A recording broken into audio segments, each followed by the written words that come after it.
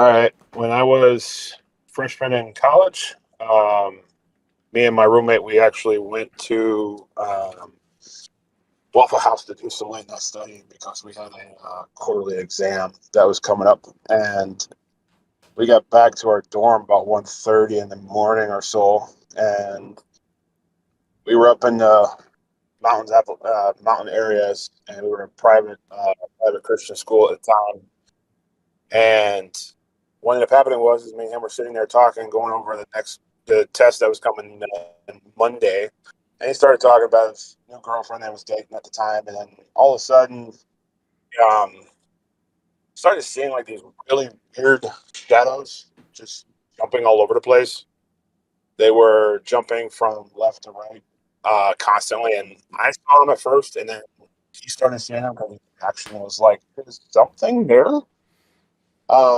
And then we finally just admitted to each other that, yeah, we're seeing something's going on big time. Um, so it went on for about a good couple of minutes, and then all of a sudden, felt this very sharp pain on the left side of my body, and I looked out, and where we were at, Parkford rooms are at, where we were actually at, they were about seven, almost like barrackses. They're only maybe like a single story.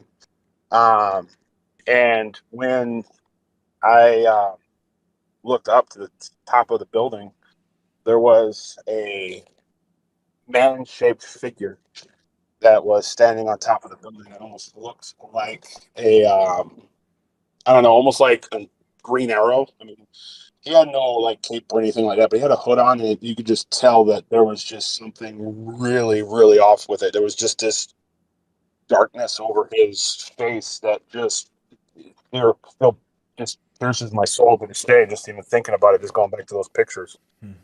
Um, so we were sitting there and being first year theology students, we were like, what on God's green earth do we do?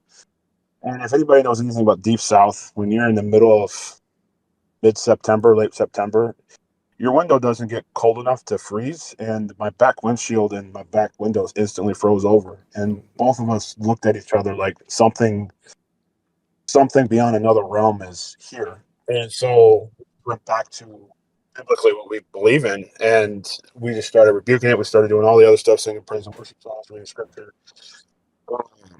trying our best to figure out what was going on. But we knew in our heart that this was just pure evil, and it was something that it's hard to explain.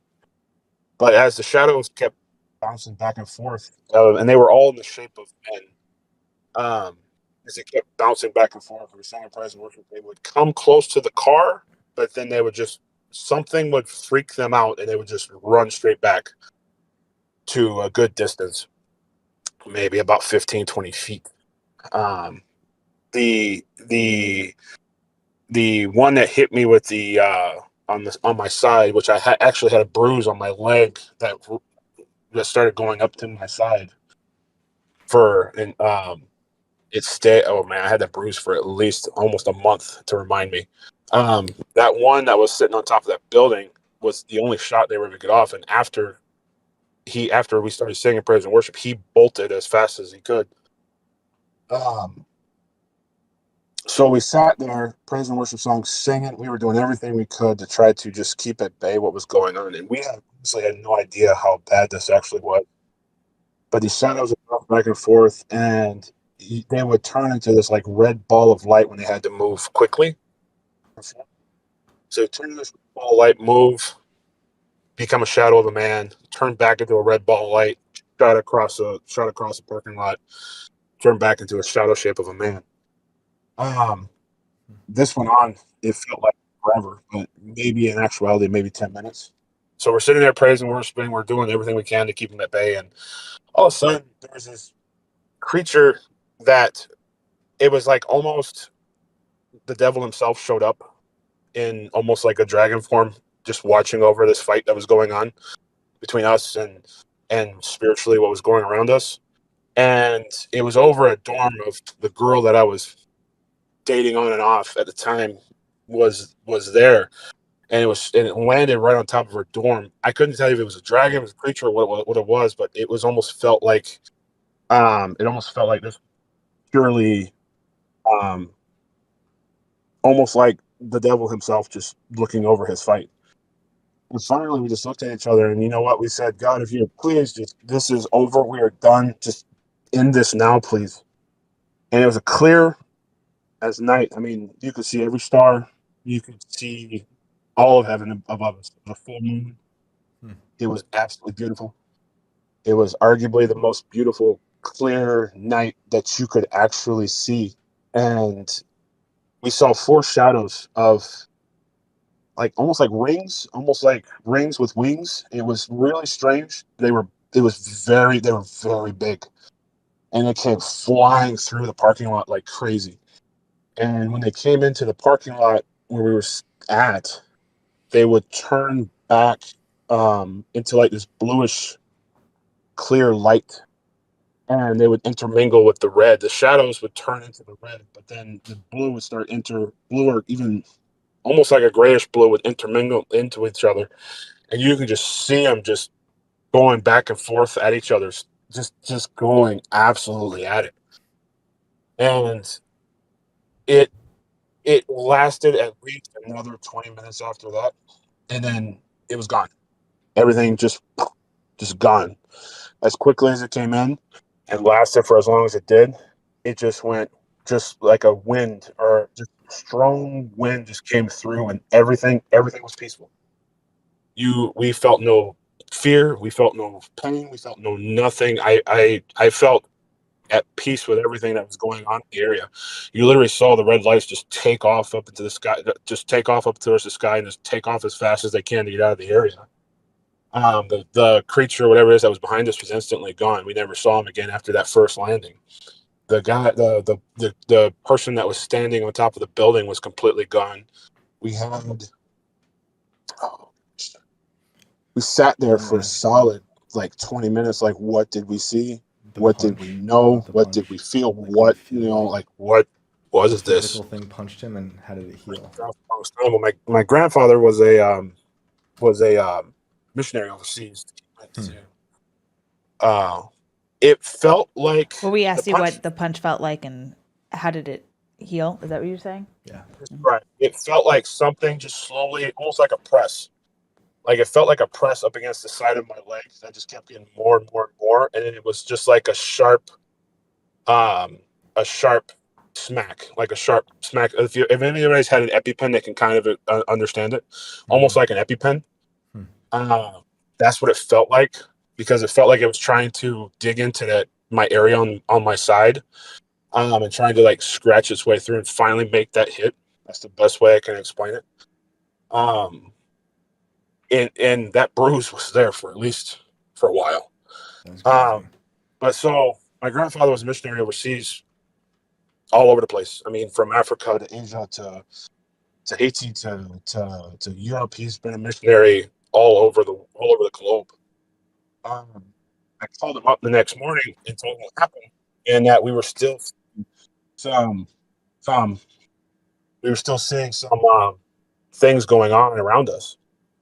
And what ended up happening was, is when we were talking with him, he goes, "The best thing that you can do in those situations is the devil and his minions are very, very, so much into themselves.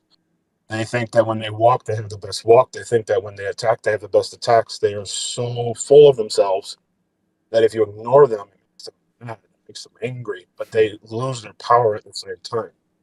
So he always told us the best thing you can do is rebuke it and then ignore it.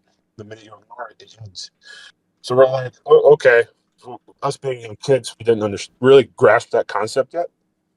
So as the days wore on, we finally got up the nerve to tell our roommates in our dorm that we were in, and they were praying with us. They were like, friend of mine wrote down, or one of our roommates wrote down a scripture verse. He also wrote down the rebuke of what we went through, and when he tore all the letters up, or tore up the letter into a bunch of teeny tiny little pieces, it just threw up against the side of the wall, and as it fell down, it came to this like very almost perfected smile, evil smile that just sat there and just it had eyes, it had a smile with the torn up paper, and you're just sitting there looking at it like, if this, we had no idea what to do. We were just sitting there like, oh my, what did this just really happen? And so we all started praying, rebuking everything like that. The next day, I got up the nerve to tell this girl I was dating on and off. I said, "Look, and I started off as I had a weird dream last night. You know, hey, I saw this thing fall on top of your building, and it was kind of weird looking." And she goes, "Did it look like almost like a dragon with no wings, but almost like a human-like appearance?" Whoa. Like, yeah. And then she pulled out a picture. She goes, "I've been having the same nightmare Whoa. Weird. about this animal that keeps tormenting me." She showed me the picture that she drew based off her memory, and it was the exact same creature that I saw fall on top of her dorm. It was, we finally understood as the time went on for about a couple of weeks, almost a month afterwards, what my grandfather was trying to explain to us. It finally was like our spirit was kind of kicking in, like, you got to listen to him, listen to him, listen to your grandfather. He's telling you the truth. Just stop. Don't give credence to evil. When you give credence to evil, then evil just flourishes. And um, after we started ignoring it more and more and more and more, it started going away more and more and more. There's really only my grandfather knows what happened to me.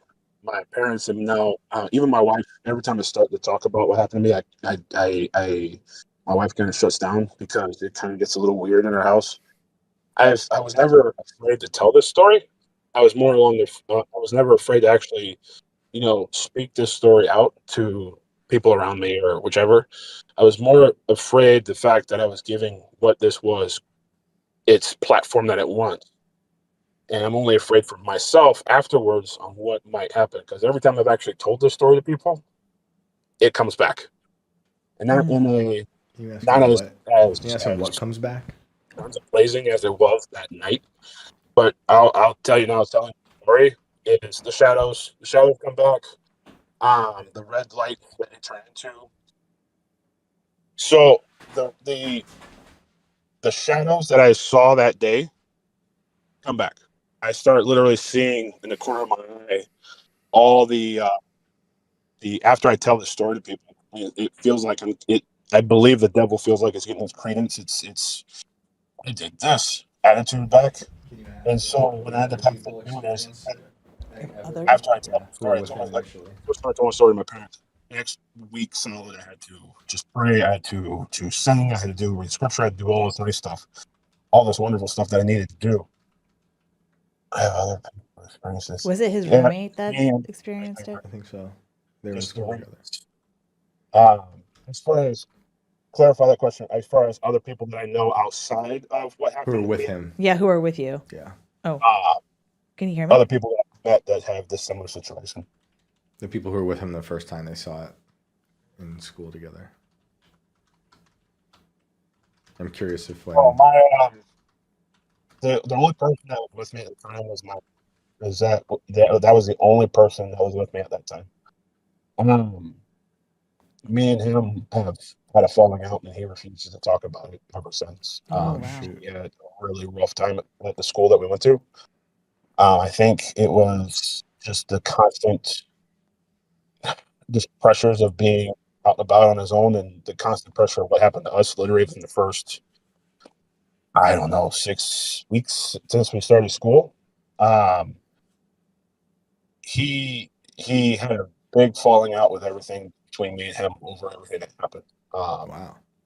I even have another friend who was part of the smile where the papers were thrown against the when they fell on the floor. They came up with a smile. One of those guys even became a full-fledged atheist after that happened because he didn't believe that it was real, and he refused to accept anything that was supernatural after that, even with some supernatural things happening to himself and to me as well. He's absolutely completely gone off and gone to almost entirely the atheistic side of ideology, and it's really sad to see. And I kind of blame myself for that too a bit because I threw him. We kind of got in the middle of it a little bit. Um, but to me, it felt like if I had listened to my grandfather at the beginning, then everything after that would not have happened. That's arguably my only regret. It was an absolute experience that I pray I don't have to deal with again ever again, and either my kids or wife or anybody ever has to see. The only We're losing no him. problem. You want to tell him we're losing him? Yeah, But- I told them and- we're losing him. Yeah, but I think I totally understand the problem of wanting to share the story and him experiencing it again after every time he shares a story and worrying about his kids experiencing it. But he gave us great advice. He gave everyone great advice earlier about what his His grandfather grandfather. told him. Rebuke it and ignore it.